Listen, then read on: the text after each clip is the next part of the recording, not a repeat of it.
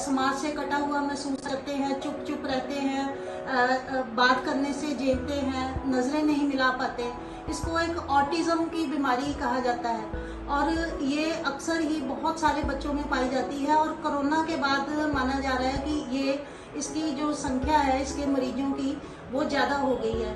इसी को लेकर वर्ल्ड ऑटिज़म डे भी एक मनाया जाता है, जो इस तरह के बच्चों के लिए जो है उनको ट्रीटमेंट के लिए या लोगों को अवेयरनेस करने के लिए ये जो है एक वर्ल्ड ऑटिज़म डे मनाया जाता है।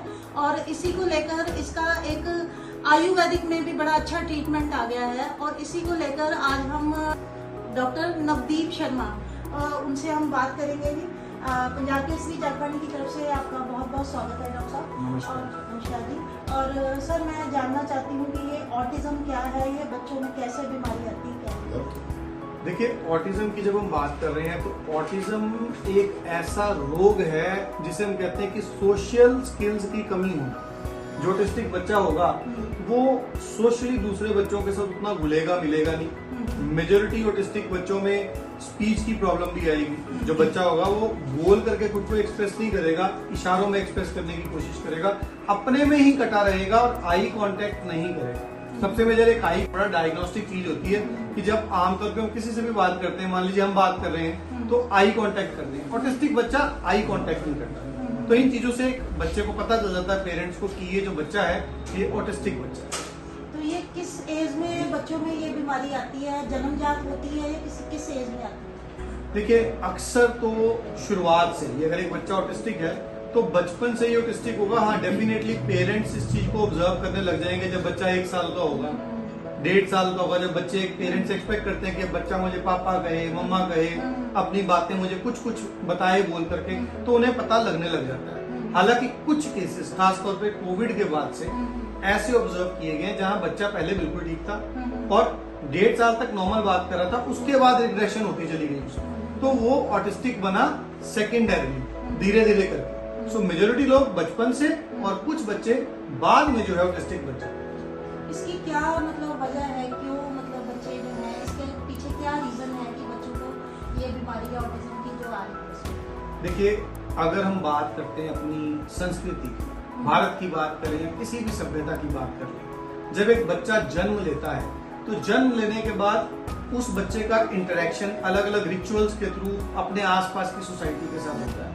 बच्चा इंटरेक्ट करता है, अपने साथ के बच्चों से खेलने लगता है, तो धीरे धीरे उसका जो कॉन्शियस माइंड है और उसका सबकॉन्शियस माइंड है वो दोनों आपस में अच्छे से इंटरेक्ट करने लग जाते हैं। लेकिन ऑटिस्टिक बच्चे में क्या है, सबकॉन्शियस और कॉन्शियस आपस में उतना अच्छा इंटरेक्ट नहीं करते हैं। खास तौर से अब जब पीछे कोविड रहा, लॉकडाउन रहा, बच्चों को नहीं उतना मौका मिल पाया कि बच्चे आगे अपने जैसे बच्चों से इंटरेक्ट कर पाते, स्कूल जा पाते, तो उससे बहुत से बच्चे मोबाइल खेलने लगे।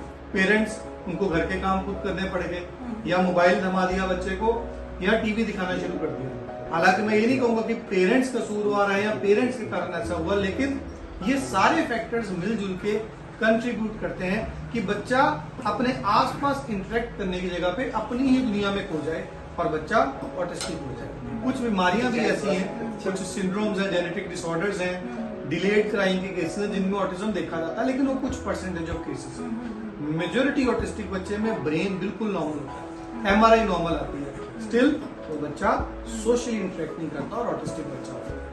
इसके लिए आप कहीं ना कहीं पेरेंट्स को हम कहीं ना कहीं रिस्पॉन्सिबल तो मान नहीं सकते हैं ना कि इसके लिए जो बच्चे के पेरेंट्स हैं वो रिस्पॉन्सिबल है, या एक मोबाइल और टीवी ये भी एक बहुत बड़ा रीजन है?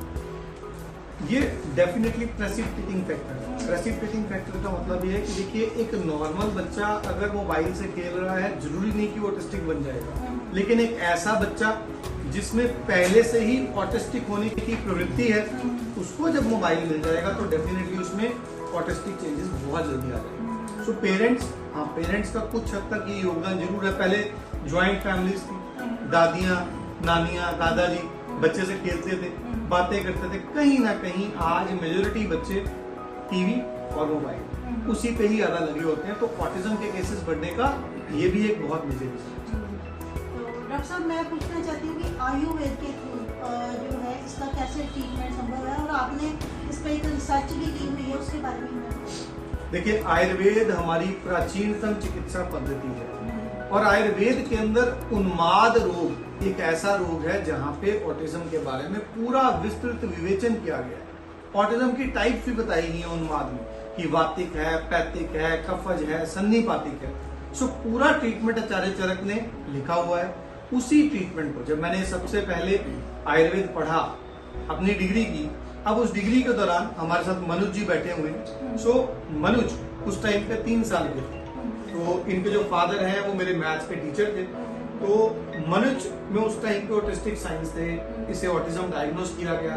तो डॉक्टर्स ने उस समय इसके पेरेंट्स को मनुज के बताया कि आपका बच्चा नॉर्मल नहीं हो पाएगा, क्योंकि वो मेरे मैथ्स के टीचर थे, वो जानते थे मैं आयुर्वेद पढ़ रहा हूँ। वो मेरे पास आए, जो किताबों में दिया गया है मैंने एज इट इज वही चीजें मनुज के केस में इस्तेमाल की। शुरुआत में हर्ब्स का स्वरस देना, जैसे कि ब्रह्मी का, जटामांसी का, फिर थेरेपीज करना पंचकर्मा की, और आज परमात्मा की दया से मनुज जो है वो आईटी में बीएससी कर रहा है। सो बिल्कुल नॉर्मल है मनुज आज की डेट में। सो मेरा इंटरेस्ट बन गया मनुज जैसे ही और बच्चों को उस समय देखकर कि मैं ऑटिज्म पे और एडवांस स्टडी करूं। सो जैसे ही मैंने आयुर्वेद कंप्लीट किया, मैंने एमएससी काउंसलिंग साइकोलॉजी की यूनिवर्सिटी ऑफ मैड्रास, जिसका कारण था कि मैं ये देखना चाहता था कि जो आज की साइकोथेरेपीज है, ऑटिस्टिक बच्चों को अक्सर बिहेवियर थेरेपी, साइकोथेरेपी, कई प्रकार, स्पीच थेरेपी, कई प्रकार की थेरेपीज करवाई जाती है। मैं वो सीखना चाहता था, जिसके लिए मैंने एमएससी काउंसलिंग साइकोलॉजी, और उसके बाद जब मैंने देखा कि हाँ उनका भी लाभ है, तो आयुर्वेद और वो थेरेपीज को मिला करके मैंने अपना एक रिसर्च तैयार किया। और काफी ऑटिस्टिक बच्चों के केस में, क्योंकि उस समय में सीबीएसई बोर्ड स्कूल्स हैं बहुत से जिनके पैनल पे था, वहां से ऑटिस्टिक बच्चों पे रिसर्च करना, ये चीजें देना पेरेंट्स को कन्विंस करके, और रिजल्ट्स देना। सो रिजल्ट्स अमेजिंग थे, बच्चे नॉर्मल होने लग गए। वो रिसर्च फिर मैंने मिडिलसेक्स यूनिवर्सिटी में भी प्रेजेंट की, अपने पीएचडी के थीसिस में भी प्रेजेंट की, और ब्रिटिश पार्लियामेंट में अब 18 मई को मुझे दोबारा बुलाया गया है सम्मानित करने के लिए। इससे पहले भी मैंने अपनी रिसर्च मिडिलसेक्स यूनिवर्सिटी में, ब्रिटिश पार्लियामेंट में भी पेश की है। सो वो एक्सेप्ट हुई। वहां भी ये माना गया कि बिल्कुल आयुर्वेद अगर सही प्रकार से इस्तेमाल किया जाए, साइकोथेरेपी साथ में मिला ली जाए, तो ऑटिस्टिक बच्चों में बहुत लाभ होगा। डॉक्टर साहब, इसके साथ वहाँ पे जो माना जा रहा है कि ब्रिटिश पार्लियामेंट में जब हमने प्रेजेंटेशन दी, तो वहाँ पे कोई मतलब उन्होंने आयुष चेयर भी स्थापित की है, लेकिन फॉरेन जो है मतलब वहाँ पे विदेशों में जो है इस पत्ती को ज़्यादा प्रचलित है, लेकिन हमारे जो यहाँ पे इंडिया में है वो हमारे आसपास हमारे बहुत सारी प्राकृतिक रूप से चीज़ें उगती हैं, आयुर्वेदिक की जड़ी बूटियाँ हैं, लेकिन हम उसकी तरफ ध्यान नहीं देते। उसके लिए क्या आप कोई प्रयास कर रहे हैं? देखिए, आपने तो बिल्कुल मेरे दिल की बात छीन ली है जी। वाकई में ही भारत एक ऐसा देश है जहाँ सीजन इतना अच्छा है कि बहुत सी हर्ब्स नेचुरली उगती हैं, जहाँ विदेशी जो कंट्रीज हैं वो अपनी तरफ से पेटेंट करवाने की कोशिश करते हैं। सोचिए, पीछे अमेरिका ने बोल दिया था कि हल्दी मेरी है, मैं हल्दी को पेटेंट करवाऊंगा। सो विदेश में जहाँ हर्ब्स नहीं मिलती हैं, वो हमारी हर्ब्स को पेटेंट करवा रहे हैं, और हमारे यहाँ हर पाया जाने वाला पौधा हर्ब है। सो मेरी रिक्वेस्ट रहती है, अक्सर मैं मिलता भी हूँ जहाँ जहाँ मैं ट्रेवल करूँ, क्योंकि मेरी भारत में भी सभी मेजर सिटीज के अंदर ओपीडीज होती हैं। सो मेरी कोशिश रहती है कि वहाँ पे जो म्युनिसिपल कॉर्पोरेशंस हैं उनसे रिक्वेस्ट करूँ, उनसे बात करूँ, उन्हें मोटिवेट करूँ कि कैंपर हो गया। अब कैंपर एक ऐसा ट्री है जो अगर सड़कों के किनारे लगाया जाए तो कोई भी मॉस्किटोज जो है वो डेवलप नहीं कर सकते, डेंगू से बचा जा सकता है। ठीक इसी प्रकार से आरगवत, राजवृक्ष जिसको कहा जाता है, अमलतास, पीले रंग के फूल लगते हैं जिसमें अपने आप में जहां उगता है आधे प्रकार की स्किन प्रॉब्लम्स को दूर कर देता है, जिसका नाम ही राजवृक्ष है। पीपल, आप सोचिए, पीपल का पेड़ तो शुरू से उसकी पूजा की जाती है, सभी प्रकार की किडनी डिजीज में लाभ करता है। सो मेरी अक्सर जो म्युनिसिपल कॉर्पोरेशन होती है उनसे रिक्वेस्ट होती है कि ऑर्नामेंटल प्लांट्स की जगह पे हम ऐसे मेडिसिनल प्लांट्स जो हैं वो जगह जगह लगाएं, ताकि सबको उसका लाभ मिल सके। चलिए, आपने ये बड़ा अच्छा एक सुझाव दिया है सभी कॉर्पोरेशंस को कि वो फूलों के जो पौधे हैं वो तो लगाए ही लगाए, इसके साथ जो प्राकृतिक पौधे हैं जैसे पीपल है, अमलतास है, कपूर है, जिसके साथ जो है बड़ी सारी बीमारियों का उपचार किया जा सकता है, उसको भी हम जो है इसमें जो है उपचार के लिए लगा सकते हैं। और लोग अगर हो सके तो घरों में भी इसको इन जड़ी बूटियों को लगा सकते हैं। इसके साथ ही मैं आपसे मतलब पूछना चाहती हूँ कि ऑटिज्म के ऊपर कंट्रोल के लिए आप पेरेंट्स को और सोसाइटी को क्या मैसेज देना चाहते हैं? देखिए, मेरी रिक्वेस्ट यही है कि जब हम संतान की बात करते हैं, बच्चों की बात करते हैं, तो कुदरत की सबसे बड़ी नियामत है। आज पेरेंट अपने बच्चे पे पैसा खर्चने को तैयार है, एक्सपेंसिव गिफ्ट्स देने को तैयार है, लेकिन समय देने को तैयार नहीं। मेरी पेरेंट्स से रिक्वेस्ट है, अपने बच्चों के साथ समय बिताएं। किसी भी कीमत पे अपने बच्चे को मोबाइल दे करके, कार्टून लगा करके या उसके सामने टीवी चला करके मत बिठाएं। अगर आप उसे टॉयज ही देना चाहते हैं तो फिजिकल टॉयज। आप सोचिए, हमारे पुराने टॉयज भी कैसे हुआ करते थे। बच्चा 3 पहिए की गाड़ी को भगा रहा होता था, वो सारे फिजिकल टॉयज थे। बच्चे की फिजिकल एक्टिविटी होती थी, बच्चा स्पर्श करता था। देखिए, हमारी सारी सेंसेस, सेंस ऑफ टच, जब तक बच्चा अलग अलग चीजों को छुएगा नहीं तो सेंसरी फीलिंग उसमें आएंगी नहीं ठीक से। सो वो पुराने टॉयज, वो सारे सेंसरी टॉयज और एक माँ बाप का दिया गया समय, वो बेशकीमती है। सो मेरी रिक्वेस्ट है, आपका बच्चा आपका समय चाहता है, उसे समय जरूर दीजिए।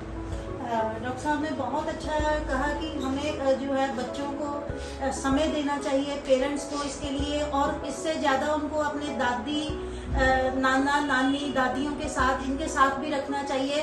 परिवार के सभी सदस्यों से उनको मिलवाते रहना चाहिए, और वो परिवार के जो जितने भी बच्चे हैं या आसपास के बच्चे हैं, उनके साथ उनको खेलते रहने देना चाहिए। उनको जो टीवी है, मोबाइल है, इनसे दूर रखना चाहिए।